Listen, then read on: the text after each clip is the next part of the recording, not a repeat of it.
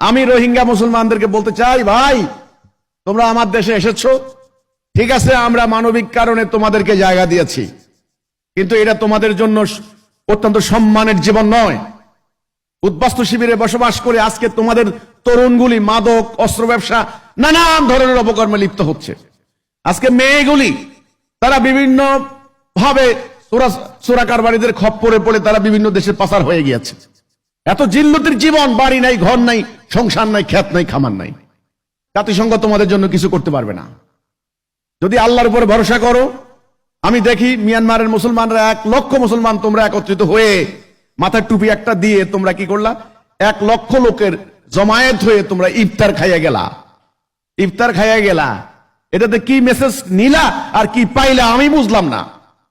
হ্যাঁ, যারা রাজনীতি করে তাদের জন্য পোয়া বারো, তারা দুনিয়ার মানুষকে দেখাইতে পারবে, যারা পলিটিক্স করে। আমি বলতে চাই, যদি তোমরা আল্লাহকে বিশ্বাস করো, রাসূলকে বিশ্বাস করো, কোরআনকে বিশ্বাস করো, তাহলে উদ্বাস্তু জীবন বাদ দাও, তোমাদের নিজের বাড়িঘরে ফেরত যাও। নিজের বাড়িঘর ফেরত পাওয়ার জন্য, নিজের আবাসভূমি যেটা তোমার অধিকার, যেটা তোমার মানবাধিকার, তোমাকে তোমার বাড়ি থেকে কেউ উচ্ছেদ করতে পারে না। সেটার জন্য যা করা দরকার তাই তুমি করো, এটা তোমার জন্য ফরজ, বাধ্যতামূলক। আমাদের বহু ইসলামিক সংগঠন আছে, তারা রোহিঙ্গাদের ভিতরে কাজ করে, তাদেরকে দোয়া কালাম শিখায়, নামাজ রোজা শিখায়। আর তারা বলে কি, আমি তাদের সাক্ষাৎকার দেখলাম, তারা বলে আমরা হলাম উত্তম মুসলমান। তাদেরকে আমাদের কিছু হুজুররা দোয়া কালাম শিখায়, তারা বলে আমরা হলাম উত্তম মুসলমান। বাড়িঘর নাই কিন্তু। এজন্য রোহিঙ্গা ভাইরা, আপনার রাসূলুল্লাহ জীবনী পড়েন, কষ্ট করে পড়েন, রাসূলুল্লাহর 23 বছরের সংগ্রামী জীবনী পড়েন।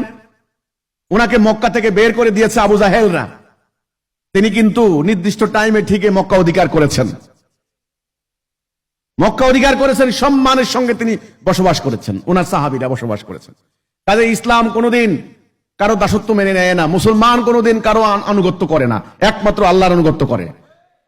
এটাই হলো আমার কথা। প্রকৃত মুসলমান হন, প্রকৃত মুমিন হন এবং সংগ্রামী জীবন ধারণ করুন।